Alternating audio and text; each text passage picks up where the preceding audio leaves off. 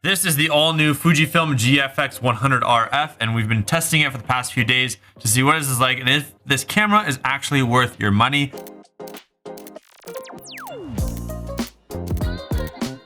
I do have a Leica, we have the Sigma BF, the Sony a7C-R4, a whole bunch of other photo cameras. I'm also here with Zach, who helps film a lot of my videos, and he loves to take photos too. So both of us have tested out this camera. It's got a ton of cool features, like the aspect ratio dial on the top here. You can pull this up to change the ISO and then click it back in. There's a ton of dials, so it makes changing the functions and hardware very easy. We're gonna go through everything that I like, he likes, things we don't like about it, show you some sample photos, because we took this through the ringer and we took a ton of photos using different aspect ratios, different settings with friends, portraits, non-portraits, skyline. You'll be able to see all of those photos as well, even with the film looks that the Fujifilm has, because those look neat as well. So we'll walk you through all those things. Let's get into it. Some of my favorite photos are using the 17:6 aspect ratio. It just gives that interesting cinematic look. And I loved doing this test on different environments, whether it was the skyline, looking straight down, kind of like it was a drone shot,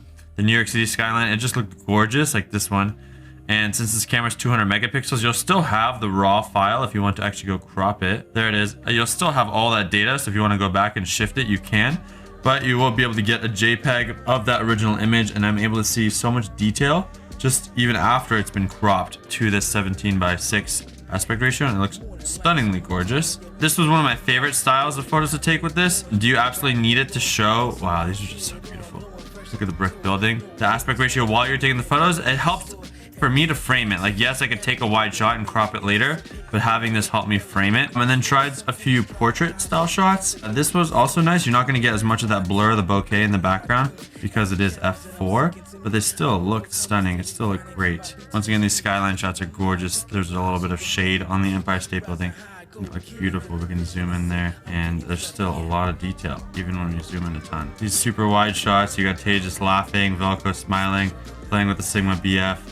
And there's a whole bunch of green in the background. I don't know, I just love this. What's also neat is I don't have to turn the camera to take a vertical shot. I could actually just do a 3x4 shot using that dial to change the aspect ratio, so that was nice. And then Zach introduced me to the filmic look, so we were able to start testing different levels of grain, the different styles, and because these are the raw files, you can't see it here. So what I have to do is come over here, and you can see the different styles we had. I started to fall in love with the nostalgic film look, as well as but then yeah, these portraits just look stunning. I was like, damn, these are some new profile photos. And then this one, I just love the contrast of the wood, my shoes, and I don't know, the Leica on the bottom looks so clean. So those are my favorite photos. Now Zach's gonna go through a couple of his that he took on the Fuji. So I didn't spend as much time messing around with the Fuji, but I did play with the film settings quite a bit.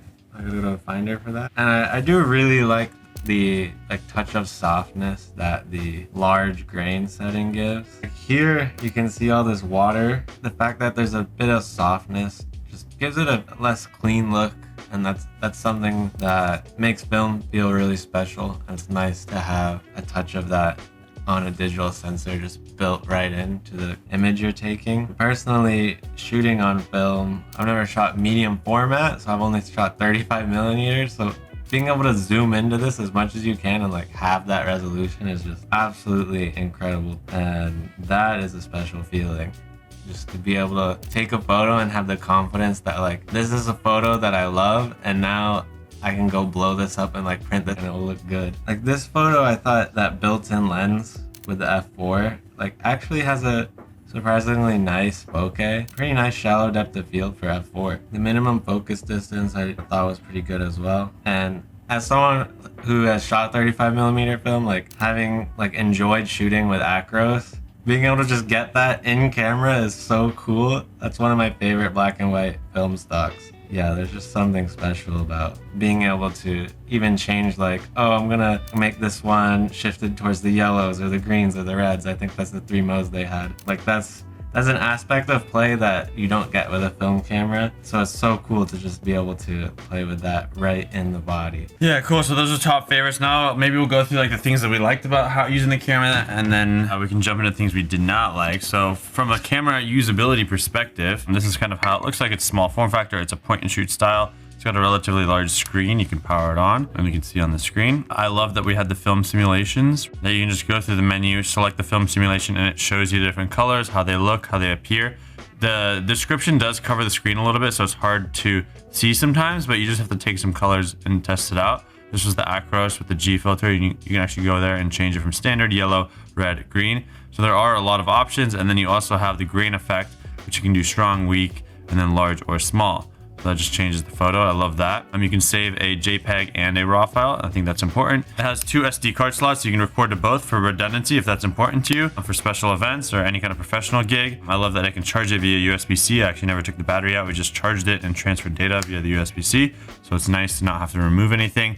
And then the aspect ratio dial, which was fun, but really honestly most of the time I just use 4:3 or the 17:6. I didn't really play with the other ones as much, maybe 1:1 or 3:4 as well. If I was like, oh, I need something for Instagram, then I would hop there. In terms of the ISO, that took me a while to figure out, but I did like that you can easily change it here and then slide it down. I want something though where I can quickly change it, so that was a bit rough, but I love that I can change the shutter speed right there, and then right here I would turn the dial to get a specific shutter speed within that range. And then there are a ton of buttons that you can change a lot of other settings using this, pressing this button. There's 3 different triggers up here. You can easily change the aperture here. So there's so many different things you can do using hardware buttons. And I love that because I can control what I want the camera to do without having to use the touchscreen, without getting lost. So that was a huge hit. And then the screen is very bright. So on bright sunlight, I'm able to see what I'm taking a photo of, and I can angle it in the ways that I want. So if I want to take a shot from really low, it's super easy to do that.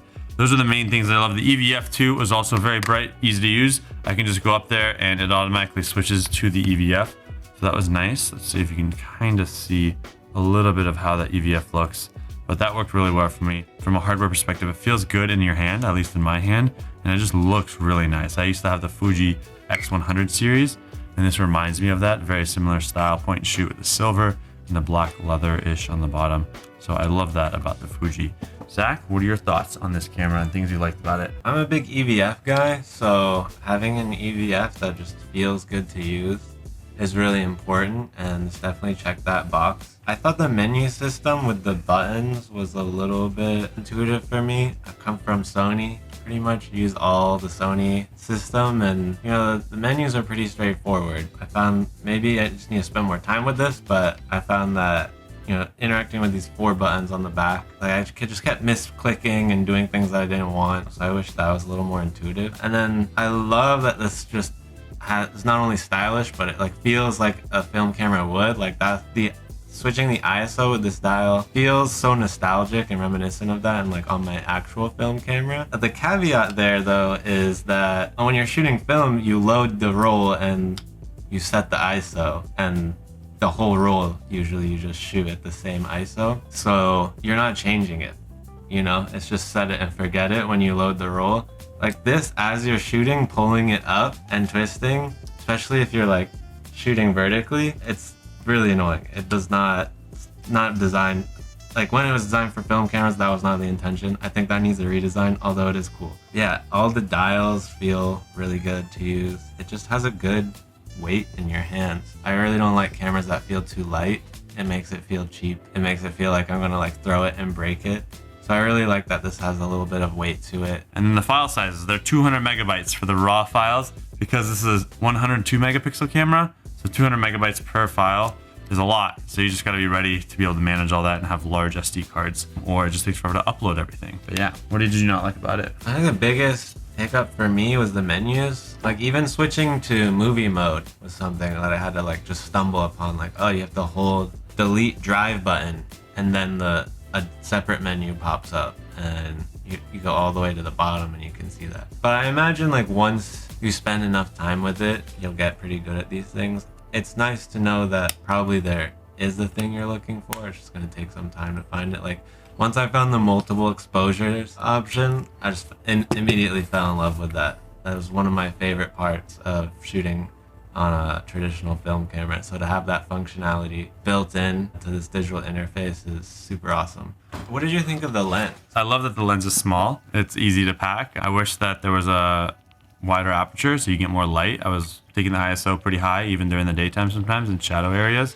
So that was a bit disappointing. I would have loved to see, you probably need a tripod for this for certain shots, and at night it's not going to be the best camera, especially if you don't have a tripod. I thought the lens was surprisingly nice. The focus fall off just feels good on it. There's like it's not overly clean. Like there's definitely some character to it. I think that's important when you're getting a point and shoot. Yeah. Because you can't change the lens. Being able to just do this in camera was so cool. This brings me back to like the first time I ever shot film. You just get like, it brings out that creative inside you. Like it's so hard to get bored with this camera when there's so many different color profiles.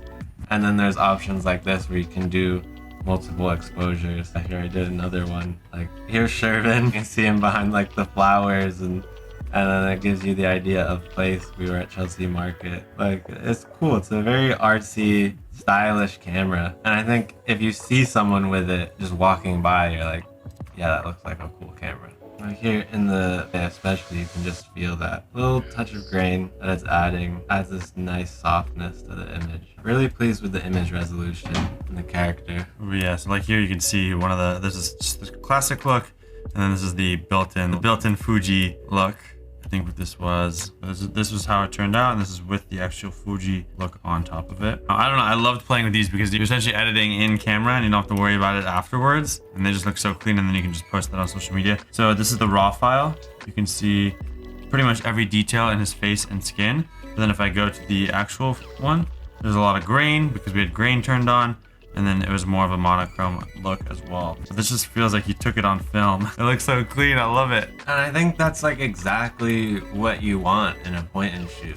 The whole idea is you have a camera that you can take with you anywhere and just take photos and not think about it, and just have memories to look back on. Like to me, the person who's buying this is probably not spending hours and hours of time editing. Like you're just walking around doing street photography, having fun, and then like sure, if there's an opportunity for a more professional style photo shoot, you can absolutely do this on this camera. But having that ability to just play and have these like edited versions is I don't know, just what makes this camera a joy to use. Yep, and I think I love the panorama style photos. I tried some 3x4s, vertical stuff, full shot, full sensor. The thing is now it's like, okay, we took these great photos, we have all these sample shots. Like who would you say this camera is for, and like would you actually want to keep this camera? I think what I learned is that, I don't know, I like this camera and it's a lot of fun, but am I in love with it so much that I would keep it? I don't think this meets a lot of requirements in terms of like, oh, this is the camera I'm gonna grab and take photos with. Like, yes, these look great and I enjoyed it, but at the same time, I think I would pick the Leica over this. How much does this one cost? This is $5,000. So if you put this is the Leica and this is the GFX100RF.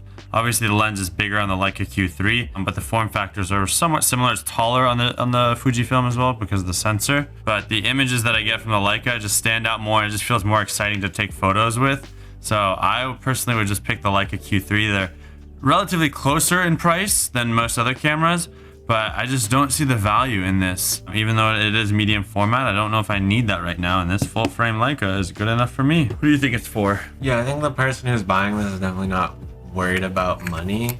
Like to me, the Fujifilm is a little bit of like a statement piece in the same way that a Leica is, but it's like a different camera in your wardrobe. Like I feel like the person who has this camera probably already has a bunch of other cameras, and they're like, this would look nice when I'm wearing this, or like when I'm feeling like this and I want to go have my street photography day, I'm gonna take out this Fujifilm, and it just goes with my aesthetic as a person. If you're not thinking like that, I'm not sure why you would make such a big investment. Like this is a very large investment for a point and shoot. Maybe you're just like, I know that I'm the street photographer who's printing all of my stuff in really high res, but at the same time, if you're that person, you obviously have a lot of money. Yeah, and then maybe it's better to get like a camera with interchangeable lenses or a higher end camera at this price point. But yeah, I don't know, it's a cool accessory. It is a point and shoot, so like wearing this would look really neat. I think it does look cooler than the Leica and it pops more, at least the silver model. But yeah, hope you enjoyed this video. If you do plan to buy it, we'll have links down below. Subscribe, turn notifications. This is Shervin Shares Reviews. We test a whole bunch of random cool stuff, so if you want to see all that, subscribe. We'll see you in the next one. Peace.